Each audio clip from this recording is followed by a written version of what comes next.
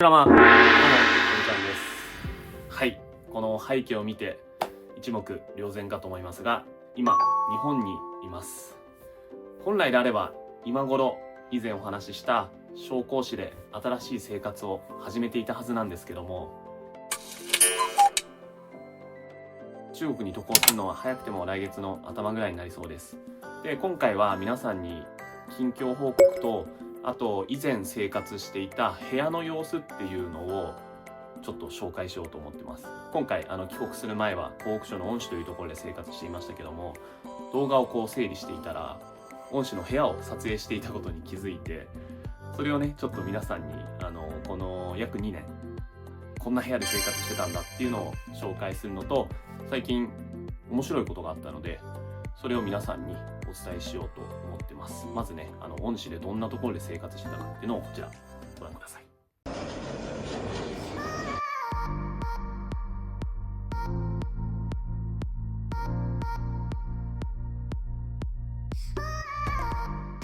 いよいよ本日恩施を離れます。そして今 EMS の人が荷物を取りに来てくれるということで待っていました。ちょうどね1時間ぐらい待ってね今来ました。荷物を送ってもらいました。約23キロで108元2300円ぐらいかな。最後ね私がどんな部屋に住んでいたかっていうのを簡単に紹介したいと思います。ここが1階です。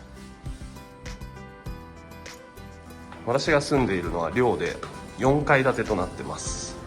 で、私が住んでいるのは最上階ですね。4階にやってきました。じゃあね、衝撃的な部屋を皆さんに紹介したいと思います。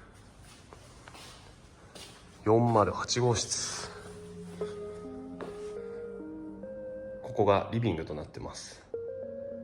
何度か部屋で撮影したことがあって、この黒いソファーを見たことある人もいるかと思います。そしてこれがテーブルですね。かなり低いので私はいつも下に座って食事してました。これ何インチあるかな。テレビもあります。映ったり映らなかったりするテレビ。そして冷蔵庫。レンジはもともとなくて以前いた外境から譲ってもらいました。エアコンもリビングにあります。壁はね真っ白、かなり広いですね。そしてここがサンルームとなってます。ここはねこの窓がねちょっとひどいんですよね。ちゃんと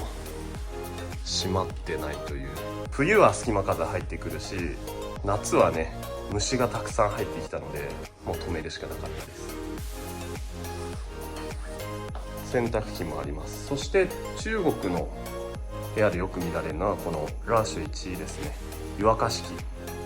そしてねこれ時間制限があるので、このタンクに入っているお湯がなくなったらお湯は出てこなくなります。夏はいいんですけどね、冬はね長くシャワー浴びれないですね。そしてここが浴室兼トイレとなってます。洗面台もありますね。鏡もついてます。そしてこの大きな窓、これ中国の浴室では必ず大きな窓がついてます。換気のためなんですけどね、日本の浴室って窓めちゃくちゃ小さくて、以前中国の方からコメントいただいて、日本に行った時びっくりしたと、窓が小さいと言ってましたね。これ電気かなり見た目悪いですけどこうなります。ちょっとここ接触が悪くてつかないんですけどね。これね非常に暖かいです。電球むき出しになってますけども非常に暖かい。そしてこれがシャワー。年季入っててね、このホースの部分がもうこういう風に裂けてしまって、ここから水も出てきてね結構使いにくかったです。あとトイレね洋式で、そしてここのボタンっていうのかななくなってて、私はこの木の棒でいつもこうやって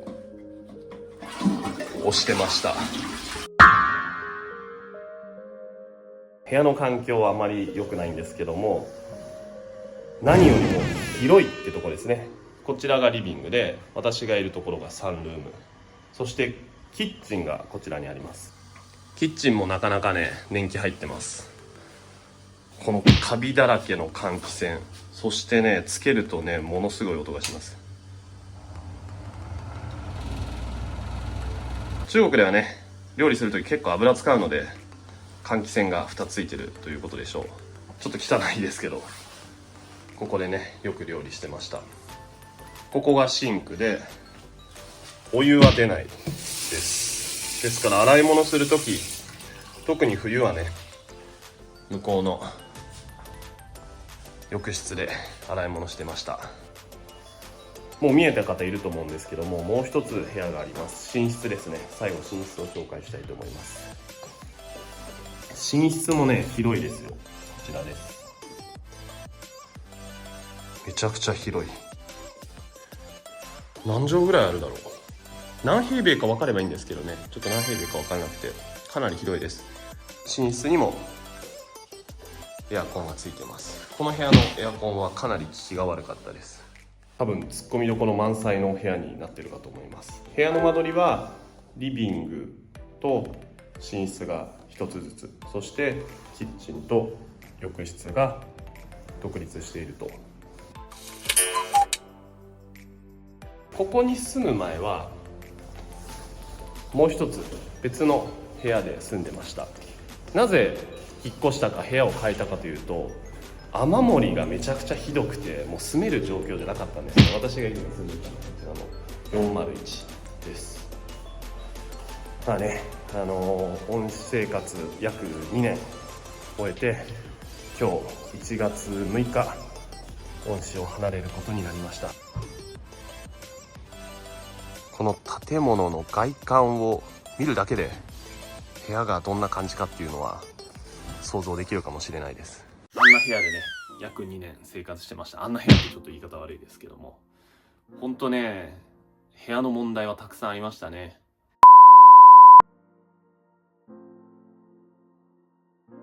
温室生活を振り返ると、一番の悩みは住まいだったので、どこかのタイミングで皆さんにご紹介したいなと思って動画を撮ってました。確かにね、衣食住の住の部分がね、かなり厳しかったので、恩師での生活は今振り返っても大変だったなと思いますけども、もちろん恩師に行って良かったこともあって、今まで地方都市を渡り歩いてきましたけども、その中でも一番中国らしい街だったのかなと思いますし、恩師に行ったことでね、 YouTube を始めるきっかけもできましたし、あとは新疆に行ったり、最近まで重慶や成都などに行ったりして、中国の新しい街に行く機会を恩師に行ったことで得られたのかなと思うので、恩師で得たものっていうのは少なくなかったんじゃないかなと思います。現地の人との交流っていうのは今までいた河南省や江蘇省と比べると少なかったですけども、特に同僚の人ですかね、すごくよくしてくれて、最後恩師離れる時も温かくね見送ってくれて、その前も送別会を開いてくれたり、すごいね大きな花束をいただいたりして本当に感謝してますし、最後ねちょっと終わりよければ全てよしっていう風に行きたかったんですけども、ビザの手続きする上で最後難航した一つの要因が、前働いてた人の担当者が担当者の対応がかなりずさんだったと。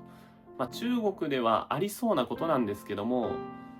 このビザを手続きする上である書類が必要だったんですけども、その手続きがねなかなかできなくて、結局できなかったんですけども、それでも問題なくビザ取得できるようなので、もう待つしかないですね。最後になったんですけども、実は先日ポッドキャストの依頼をいただいて、実際に収録をして一昨日配信されました。そしてそのお声掛けをしてくださった方、リエさんという方なんですけども、今日本と中国をつなぐような、活動をされていて、その一環としてポッドキャストを始めるということで、中国生活で感じたことや今まで地方都市を渡り歩いてきたので、その中でどんな出会いや発見があったかっていうのをポッドキャストの中でお話ししました。ちょっと YouTube だとね、一人でこう一方的に話すんですけども、ポッドキャストだと相手がいて対話形式で話が進んでいったので、 YouTube ではなかなか触れられなかったことなのでポッドキャストで触れてるので、ぜひ機会があればね、概要欄にリンク載せてあるので、リエさんのフォローと、あとはポッドキャスト、私がどういう話をしたかっていうのを聞いてくださったら嬉しいです。 YouTube を通してそういう方と接点持てたっていうのは、改めてね YouTube やってよかったなと思いますし、今後も YouTube を通して中国のリアル、私が見たもの、聞いたものを現地から発信していくつもりですので、早く商工市に行って、そこからまたね中国の新たな一面っていうのを皆さんにご紹介できればと思います。前回の動画で次回予告はアモイになってたんですけども、次回はアモイ紹介することになります。1月に撮影したものなのでちょっと時間空いてるんですけども、アモイすごく良かったんでね、ぜひその動画も楽しみにしていてください。今回も最後までご覧くださりありがとうございます。ぜひチャンネル登録もよろしくお願いします。それではシャツジェン、バイバイ。